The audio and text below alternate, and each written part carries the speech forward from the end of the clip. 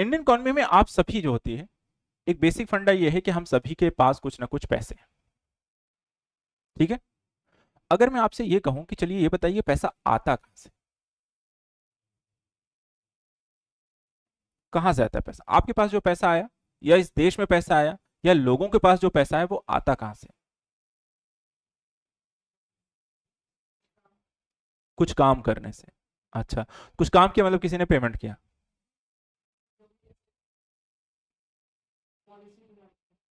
Policy से पैसा आता है।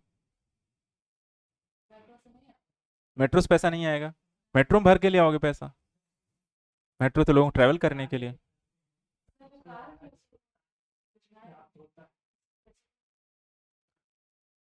ठीक है, आप ये कह रहे हैं कि कोई आपने काम किया उससे पैसे आए, आयात निर्यात किया पैसे आए। लेकिन आयात निर्यात कर भी रहे हो तो उसके लिए भी तो पैसा चाहिए। कोई फ्री का थोड़ी ना आयात निर्यात शुरू हो जाएगा। आपने कुछ सामान खरीदा, मार्केट में आप गए, सिंपल क्वेश्चन है, आयात निर्यात आप भी कर रहे हैं, मान लो आप गए दुकान, आपने कहा मुझे ये सामान चाहिए, कहेगा पैसा है, फ्री का थोड़ी देगा। आपके पास पहले से पैसा है तब आपने आयात निर्यात किया ना, मोल भाव किया, मैं इतना दूंगा। उस व्यक्ति के पास पैसा कहां से आ गया जिसने वो आयात निर्यात किया? इकोनॉमी पूरा खेल पैसे का है। प्राचीन काल का पैसा अभी तक काम कर रहा है, देख लो।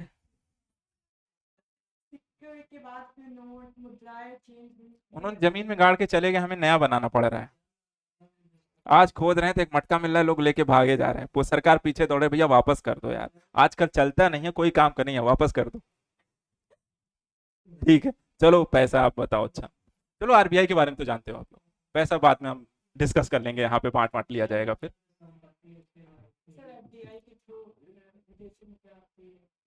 एफडीआई के थ्रू विदेशी मुद्रा आती है। तो विदेशी मुद्रा पता है ना, भारत में डॉलर नहीं चलता, उसको कन्वर्ट रुपया करता है, तो रुपया तो चाहिए ना, फिर पैसा कहाँ से आया, चलता है कुछ। चलिए आप आते हैं, चलिए आरबीआई पे आते हैं, सवाल आरबीआई पे आ गया। आरबीआई करता क्या है काम? पैसे छापने काम करता है, बैठे बैठे बस छापना शुरू कर दिया उसने, और कुछ काम करता है वो पैसा छापने के अलावा? अच्छा, पैसा वो छापता है तो किस बेस पे है, कितना छापते हैं? आरबीआई तो ऐसे देश को अमीर बना देगा, हर व्यक्ति को पहुंच जाओ भैया, हमें 1-2 करोड़ दे दो, थोड़ा सा घर बनवाना था या एक ठो गाड़ी वाड़ी लेनी है, फालतू में लोन के चक्कर में आप छाप के दे दो, आपके पास मशीन है। ऐसे तो करता नहीं, किसी को देता नहीं है वो। देता किसको है, देता किसको है आरबीआई?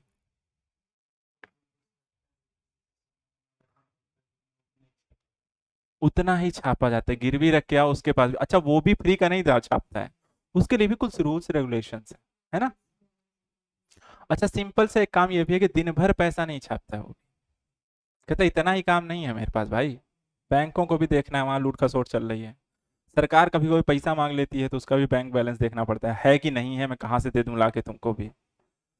दूसरे देश में कोई डॉलर लेके आ गया तो उसको भी पैसा देना है, डॉलर रख के देना है।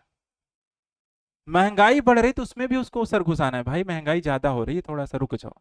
अभी पेट्रोल डीजल भागे चले जाते हैं, रुपया नीचे गिरा जा रहा था, तो रुपया नीचे गिरने लगता है तो उसको भी पकड़ना होता है, भाई अभी रुक जाओ, इससे ज्यादा नीचे ना गिरो, नहीं तो हमारे बस का भी नहीं है।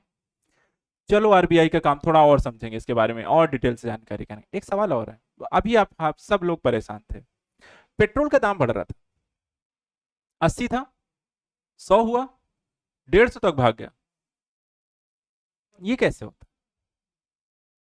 और कौन करता है, और फायदा किसको?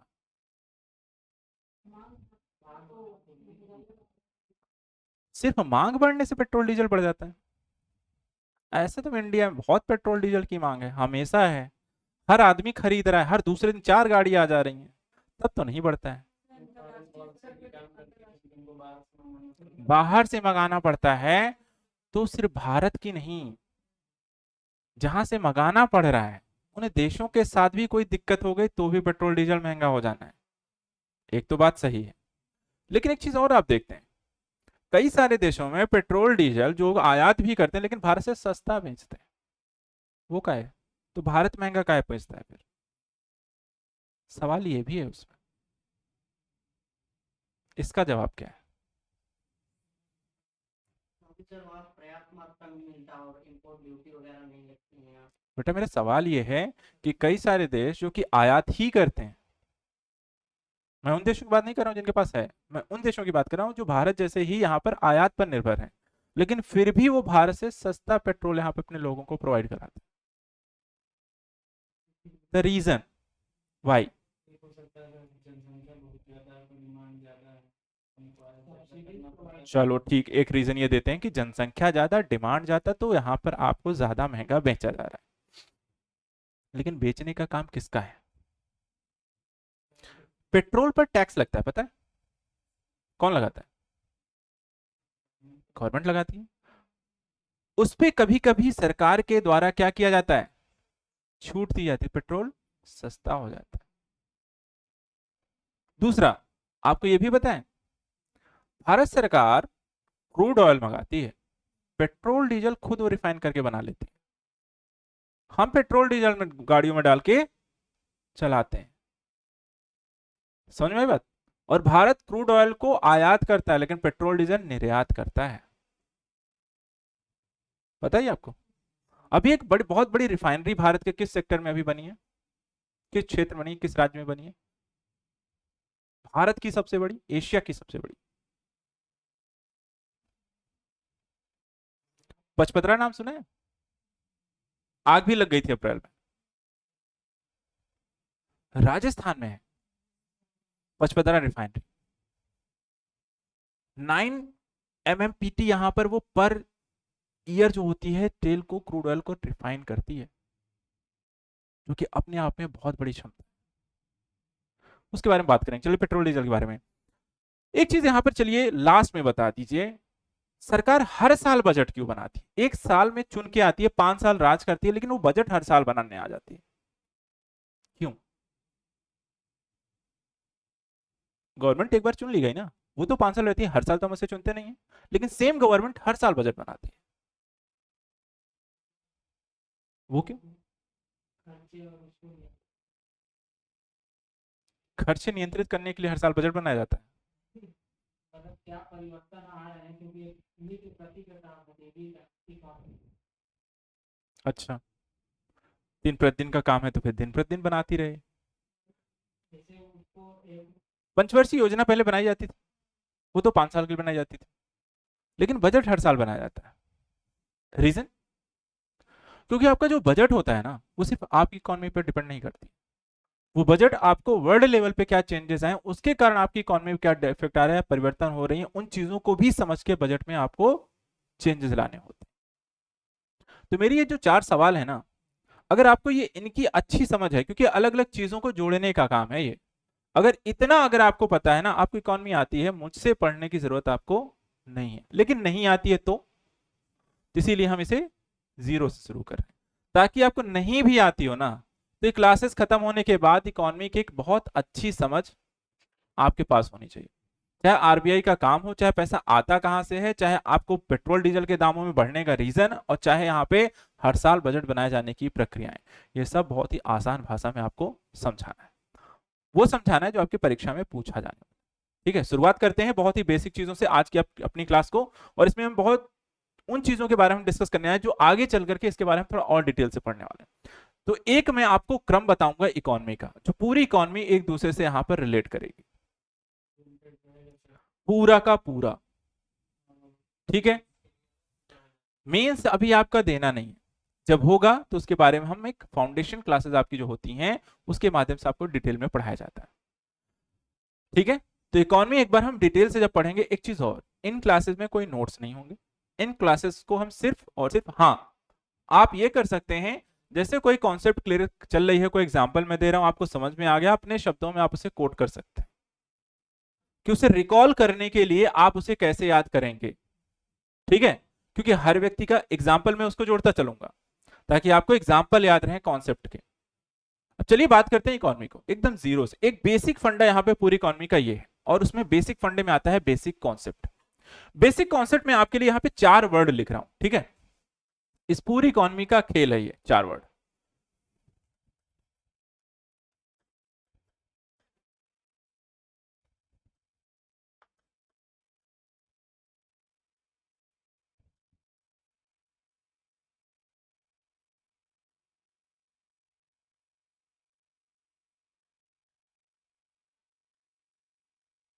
बस बेसिक कॉन्सेप्ट इतना है। 4 शब्द, 4 वर्ड क्या है? पहला वर्ड यहां पर यूज किया गया है उत्पादन, दूसरा है वितरण, तीसरा है विनिमय, चौथा है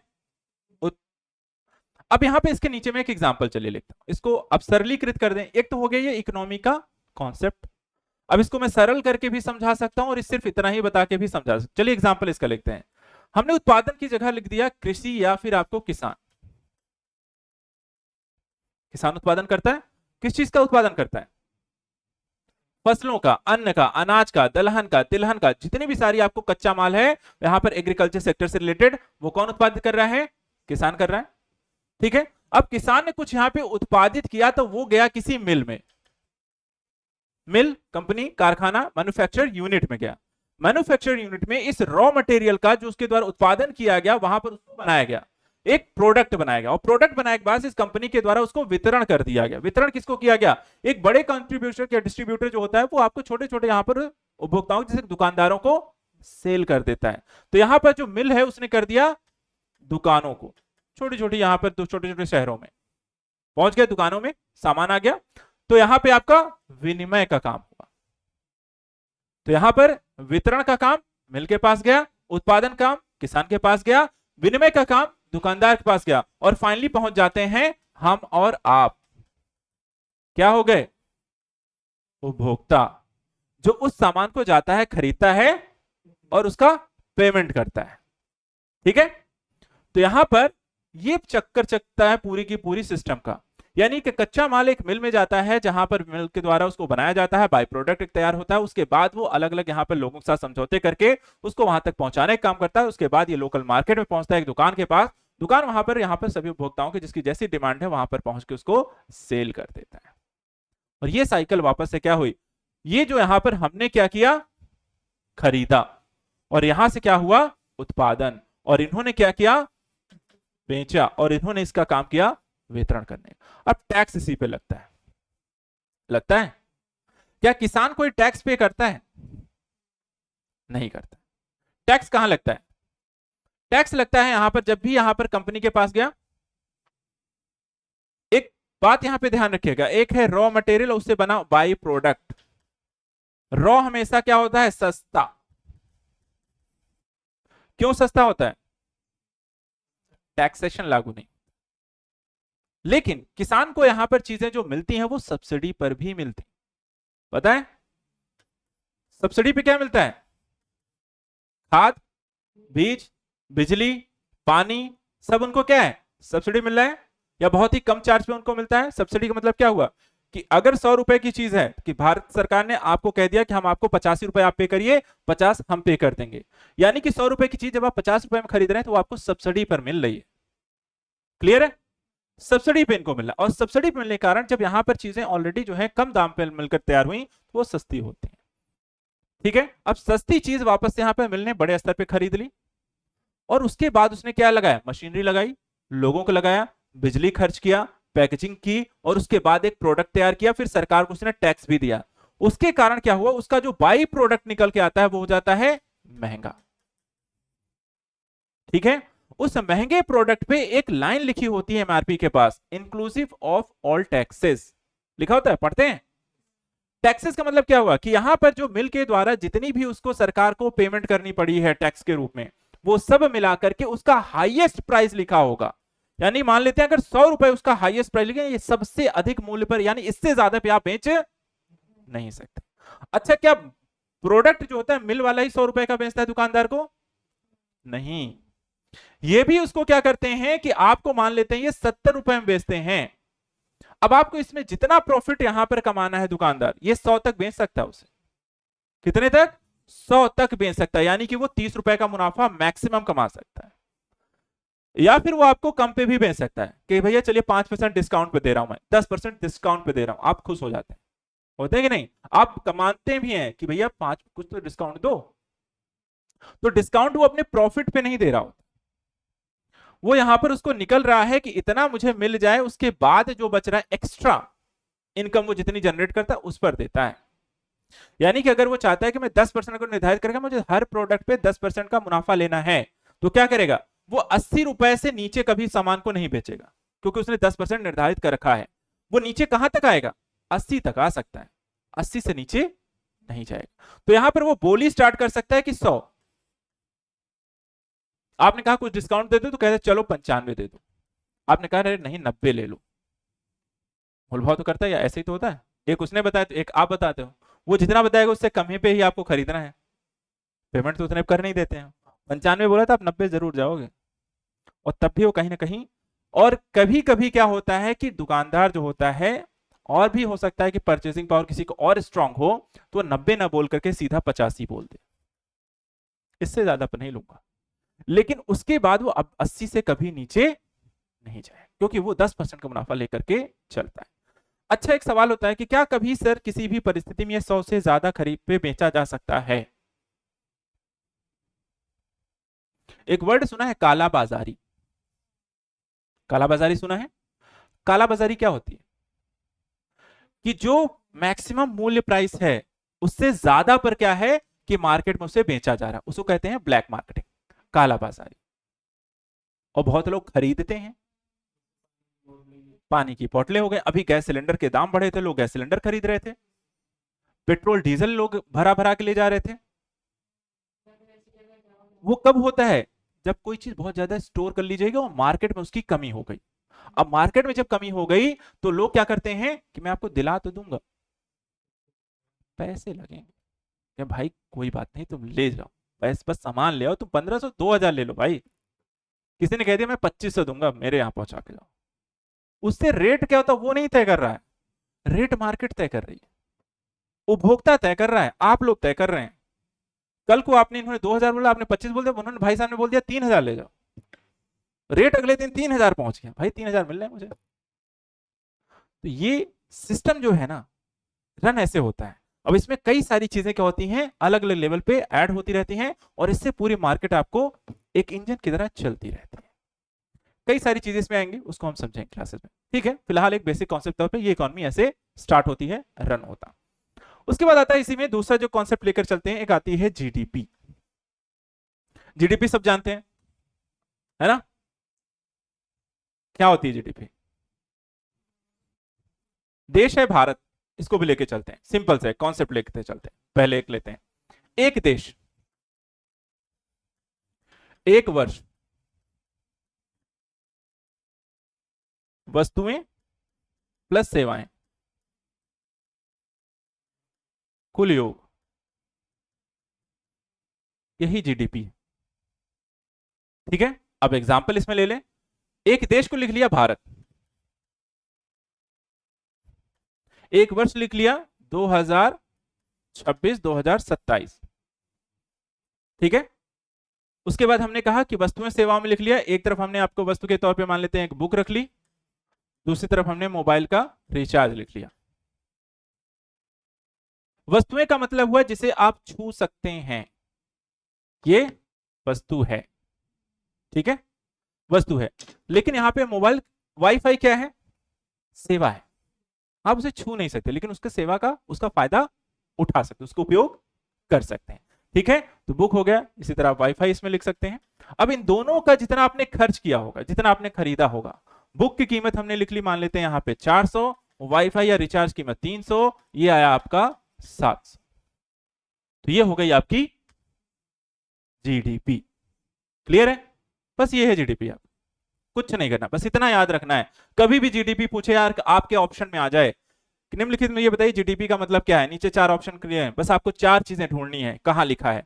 क्या एक देश लिखा है, क्या एक वर्ष लिखा है, क्या वस्तुएं और सेवाएं दोनों लिखी हैं, और क्या कुल योग लिखा है उनका। अगर ये मिल रहा है तो वही ऑप्शन सही है, उसको टिक करके चले आना, आंख मूंद करके, वो नंबर आपका है, ठीक है। अब इसमें बहुत सी चीजें आते हैं। अब जब जीडीपी को आप पढ़ते हो तो फिर आपको आता है इसमें जीएनपी, एनडीपी, एनएनपी।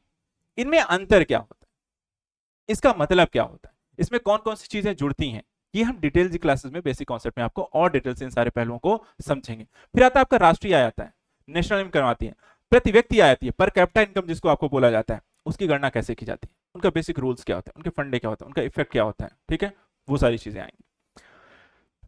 इसके बाद आता है, देखो जीडीपी को आप पढ़ रहे हैं तो इन्फ्लेशन भी पढ़ना होना चाहिए। महंगाई, महंगाई सब जानते हैं, महंगाई मुझे पढ़ाने की जरूरत ही नहीं, आप अभी बता दोगे महंगाई क्या है, बता दो महंगाई क्या है, बता दो, अभी अभी बताया था, एग्जाम्पल दिया था भाई पेट्रोल डीजल के बारे में, महंगाई है। चलो कोई बात नहीं, मैं आपको एक बुक लेता हूं, ये है आपकी बुक, ठीक है, कितनी कीमत पे आप इसे खरीद रहे हैं आज के समय में, ठीक है, मान लेते हैं ये बुक है, और इस बुक को आज आप एक कीमत लेते हैं 500 रुपए, 500 रुपए आपने खरीदा, ठीक है, 2026 में, ईयर भी लिख लेते हैं। अब यहां पे डिस्ट्रीब्यूशन या पब्लिकेशन को यहां पर देखा कि मेरी बुक बहुत बिक रही है, बहुत बिक रही है, तो उसे लगेगा यार प्रॉफिट थोड़ा सा ज्यादा कमा लिया जाए, अब मेरी एक ग्राहक बन गई है, मार्केट बन गई है, अब लोग खरीदेंगे ही। तो वहां पे उन्होंने कहा कि भाई 2027 में मैं इसका रेट बढ़ा करके 600 कर देता हूं, 600 कर देता हूं, कितना रुपया बढ़ गया, 100 रुपया। किताब, किताब वही है, प्राइस बढ़ गया, मतलब महंगी हो गई, इन्फ्लेशन, किताब क्या हो गई, महंगी हो गई। ये है सिंपल सा फंडा महंगाई का, लेकिन इसमें एक टर्म जुड़ जाता है कि चलिए मान लेते हैं, चलिए महंगाई बढ़ गई, इफेक्ट क्या आता है,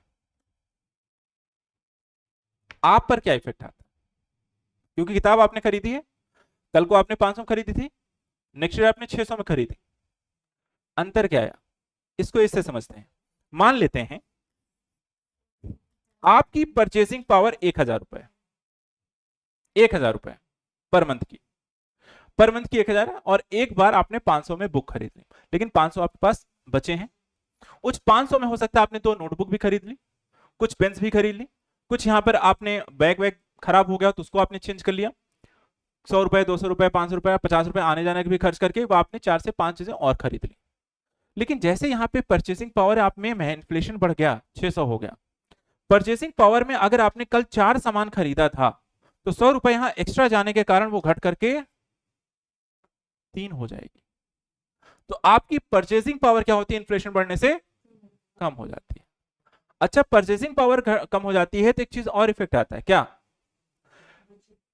बचत नहीं होती है, और किसी वस्तु की मांग जो होती है बढ़ती है तो किसी की घट जाएगी, क्योंकि आपके पास लिमिटेशन है 1000 रुपए की, आपने प्रायोरिटी लिस्ट तय करेंगे, और प्रायोरिटी लिस्ट में जो सबसे नीचे होगा वो आपके लिए उस महीने के परचेसिंग से गायब हो जाएगा।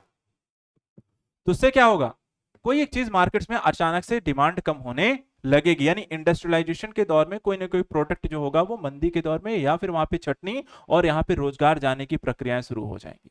यानी जब इन्फ्लेशन आता है तो इन्फ्लेशन के साथ साथ आपको मार्केट में, उद्योगों में नरमी आती है, गिरावट आती है, रोजगार छिनना शुरू होता है, और यहाँ पर आपकी आय जो होती है गिरावट आती है, और अर्थव्यवस्था मंदी के दौर में जाने की ओर संकेत मिलना शुरू होते हैं, अगर ये लंबे टाइम तक रह जाए। इसीलिए गवर्नमेंट ने आपको एग्जांपल दो, पेट्रोल डीजल का दाम बढ़ा था, मोदी ने क्या अपील की थी,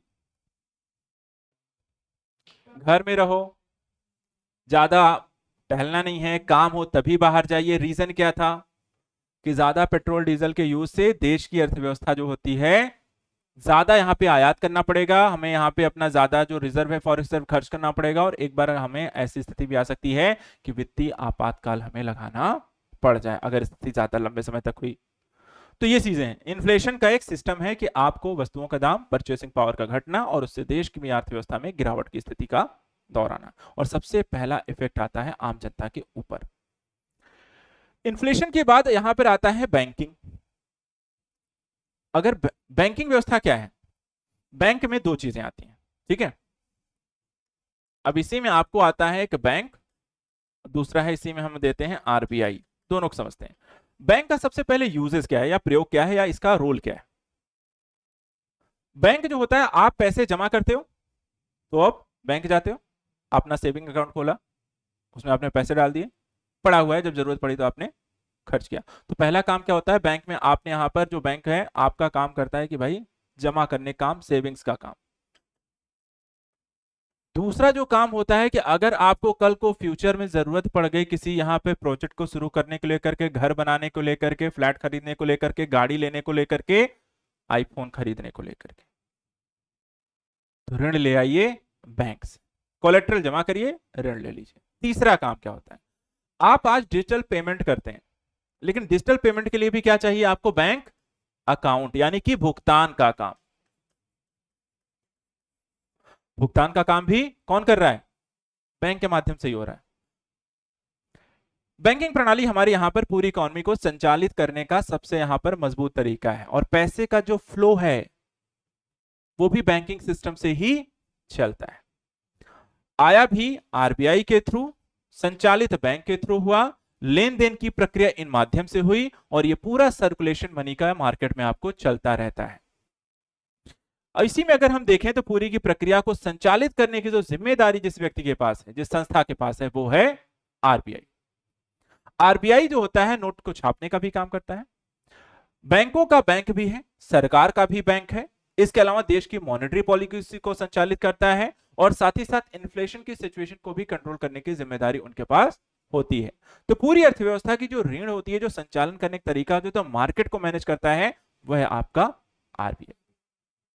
ये लाइसेंस भी देते हैं और कैंसिल भी करते हैं, जुर्माना भी लगाते हैं, और यहां पर आपको साथ साथ नए लोगों को प्रोत्साहन भी का काम भी करते हैं।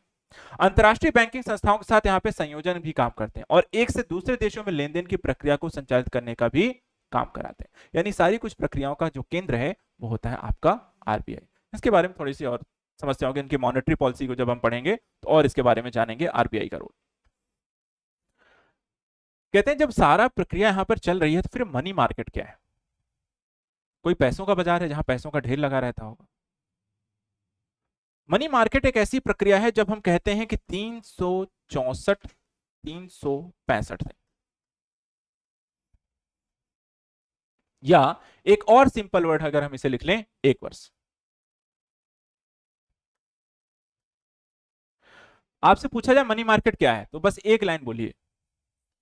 1 वर्ष की कम समयावधि के लिए लेन देन, खरीद फरोख्त, ऋण इत्यादि लेने और भुगतान करने की जो प्रक्रिया संचालित हो रही है उसको हम कहते हैं मनी मार्केट। और मनी मार्केट में इस प्रक्रिया को संचालित करने के लिए जिन तरीकों का प्रयोग किया जाता है, जिन प्रपत्रों का प्रयोग किया जाता है, उसमें सबसे हाईलाइटेड होता है, आप इसे टी बिल्स कह सकते हैं,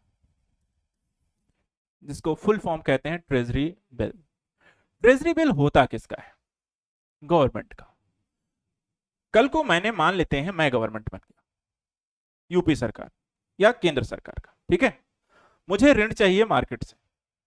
अब मार्केट से ऋण चाहिए, मुझे आरबीआई के पास नहीं जाना है, मुझे डायरेक्ट यहां पर कहना है कि मुझे मार्केट से बिल चाहिए।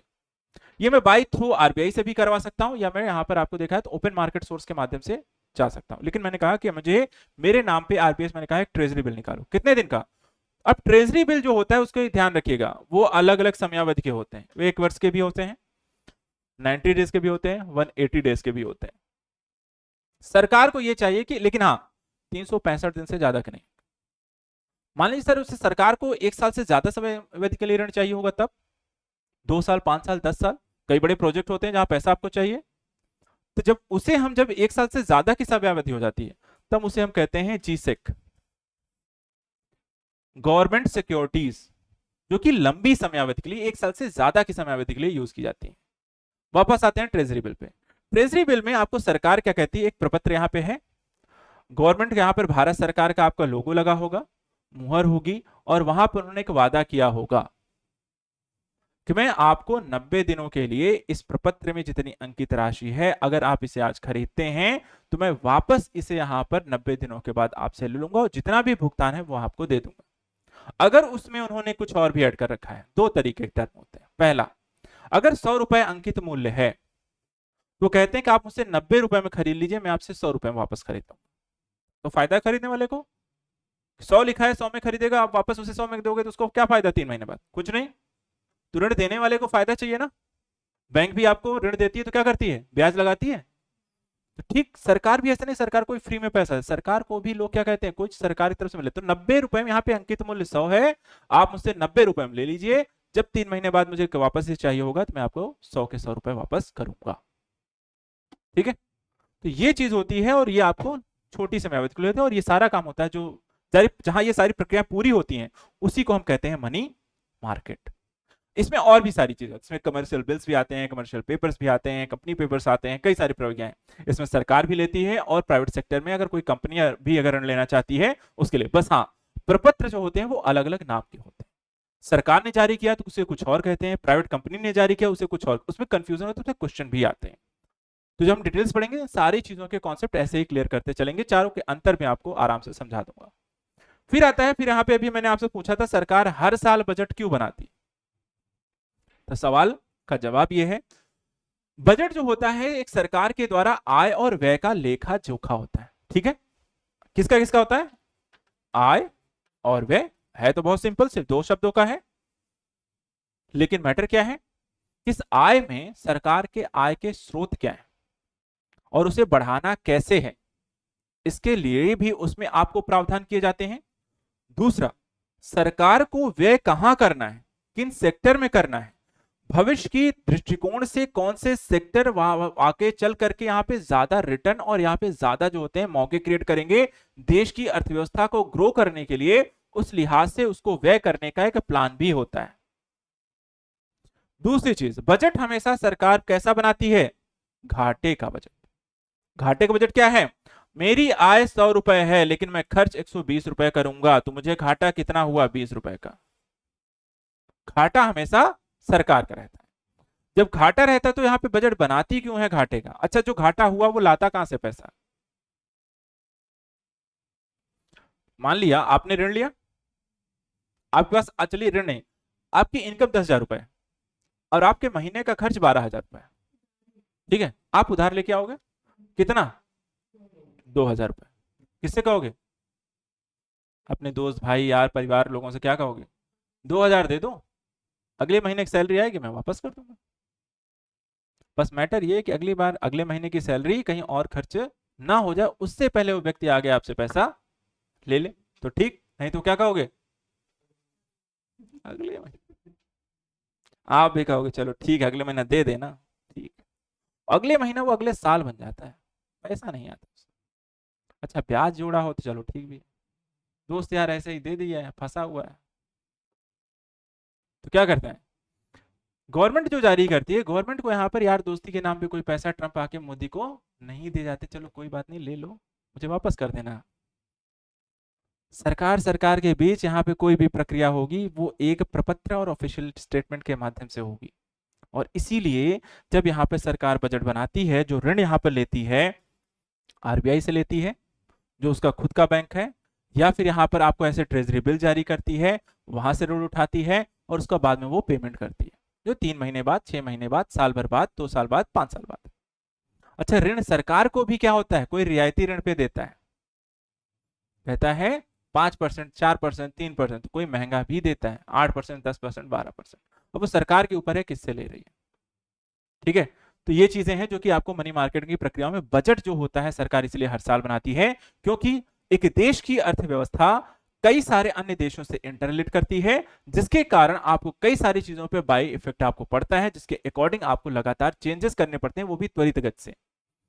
इस कारण सरकार के द्वारा आय व्यय लेखा जोखा देश की जरूरतों के साथ साथ वैश्विक अंतरराष्ट्रीय प्रक्रियाओं के साथ सामंजस्य बिठाने के लिए हर साल यहां पर आपको बजट प्रस्तुत किया जाता है। उसमें सुधार भी होता है। आज साल मैंने बजट बनाया, मुझे लगा कि ऐसा काम होगा, लेकिन मुझे लगा कि अगले साल तक इसकी जरूरत यहाँ पे ज्यादा नहीं है, या जिस तरीके से नीतियां चल रही थी वो उस तरीके से नहीं चलनी चाहिए, मुझे संशोधन भी करना है, तो वहां पे हम लेकर के आते हैं।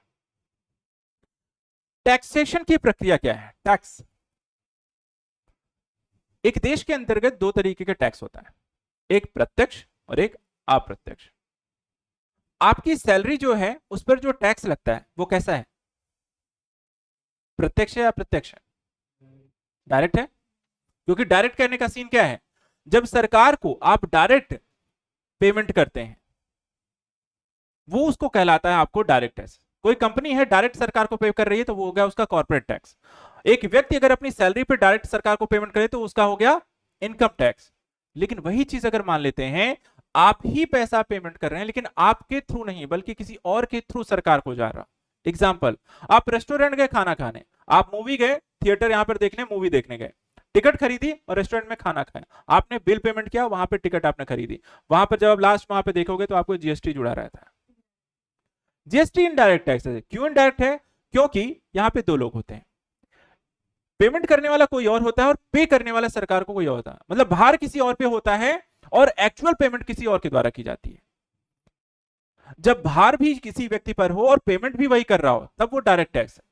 लेकिन जब भार किसी और पे हो लेकिन पेमेंट कोई और कर रहा हो, जब दो अलग अलग लोग हो, तो ऐसी चीजें आपको इनडायरेक्ट टैक्स आती है। जैसे कि सरकार ने एक मूवी थिएटर को कहा है कि आप जो भी मूवी संचालित करेंगे वहां पर आपको इतने % टैक्स, मनोरंजन टैक्स पे करना है। लेकिन मनोरंजन टैक्स उस थिएटर को पे करना है, लेकिन कर क्या रहा है, जब आप टिकट खरीदने जा रहे हो तो आपके टिकट के प्राइस में वो टैक्स भी जोड़कर ले रहा है आपसे। वो खुद नहीं दे रहा है, वो आपसे पैसा वसूल रहा है, लेकिन पेमेंट वो खुद सरकार को कर। टैक्स आपसे लिया, पेमेंट अपने नाम पे किया, टैक्स तो हो गया इनडायरेक्ट टैक्सेस। तो टैक्सेशन की प्रक्रिया में अगर हम देखें तो ये दोनों चीजें काम करती हैं, डायरेक्ट और इनडायरेक्ट। आपकी सैलरी क्या है और आपकी जीएसटी क्या है, खाना खाने गए तो, मूवी देखने गए तो, जो भी सामान पे आपने चीजें खरीदी, अपनी सैलरी से कोई सामान खरीदा तो इनडायरेक्ट। सिवाय आपकी सैलरी जो होती है जब सरकार को आप डायरेक्ट कर रहे हैं तो वहां पे आपको पैसा पेमेंट हुआ है, उसके अलावा जितनी भी सारी चीजों का यूज है, आप सामान में जो चीजें खरीद के घर में लेकर आ रहे हो उसका मतलब क्या है। इसलिए सरकार क्या कहती है आपको, आईटीआर फाइल करिए। इसलिए आईटीआर फाइल करना बहुत जरूरी होता है। आप डायरेक्ट यूज कर रहे हो ना, आप आपके घर में यूज हो रही है तो आप ना भरोगे, पड़ोसी थोड़ी भर के जाएगा कि तुम्हारे घर का बिजली बिल मैं पड़ोसी वाला भर के जाए। जब वो करके जाए तब वहां पे कि पड़ोसी यूज कर रहा है और आप भर के जा रहे हो, तो वो इनडायरेक्ट है। वो अलग बात है, कटिया लगा रखी है। अच्छा, लोड पड़ोसी घर में जा रहा है, बीच में आपने कटिया डाल रखी है, बिजली आप यूज कर रहे हो, भर हो रहा है, उसको पता नहीं चल रहा है भाई मेरा 4,000 से 40,000 कब से आने लगा, वो बिजली वाले को कोस रहा है। अरे मीटर आके चेक करो यार, कब से बढ़ गया भाई, मैं 3,000 से 3 साल से पे कर रहा हूँ, या अचानक से 30,000 आ गया। और जब पता चला आपको कि भाई आ रही सर विजिलेंस टीम, तो आप धीरे से कटिया उठाइए, घर के अंदर कर ले, जाके चेक करेगा भाई सब सही है, तुमने 4 एसी टांग रखी है, गीजर चला रखा है, यहाँ ये चला रखा है, इसे आएगा क्यों नहीं आएगा, जैसे चले गए फिर टांग लिया आपने। तो ये प्रक्रिया जब चल रही होती है तो वो फिर इनडायरेक्ट बन जाता है, लेकिन है बेसिकली बिजली का बिल आपका डायरेक्ट टैक्स। ठीक है, क्लियर है टैक्सेशन की स्थिति। इसके बारे में और डिटेल्स फिर पढ़ेंगे अगली क्लास में। फिर आता है कि एक्सटर्नल सेक्टर।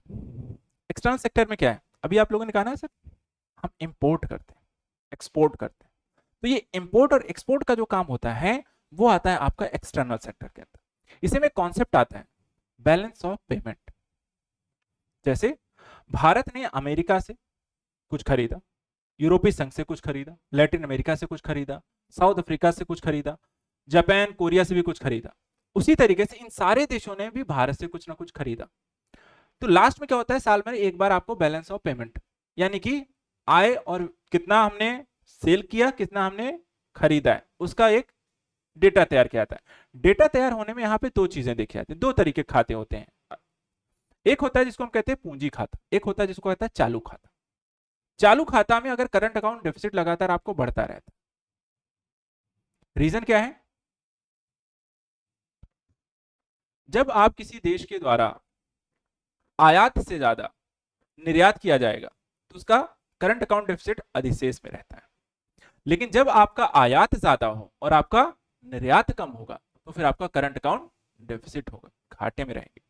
भारत का कैसा है, डेफिसिट है, क्यों,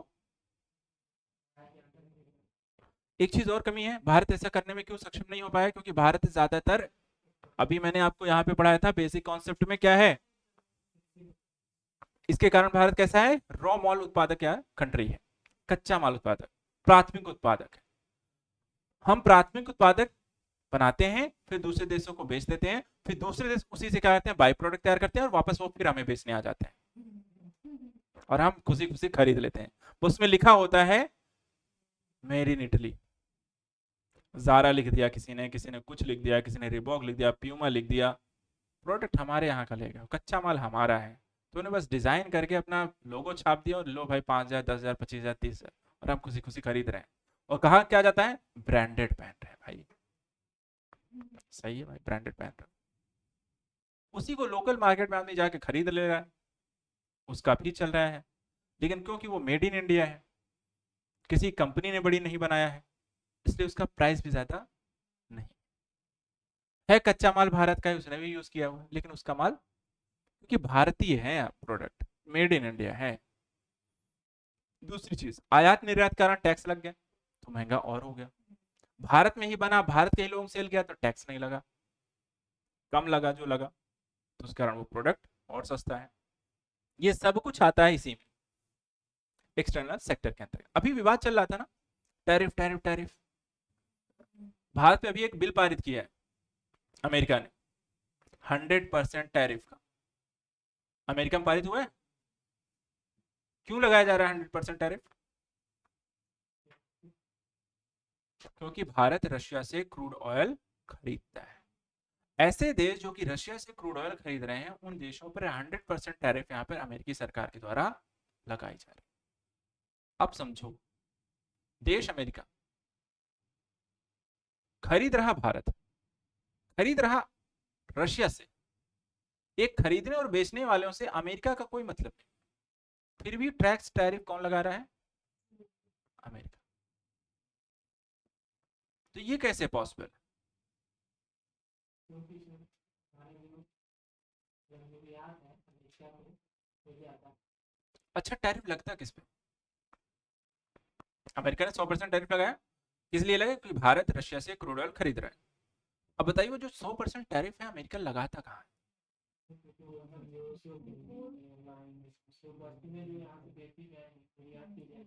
किसको?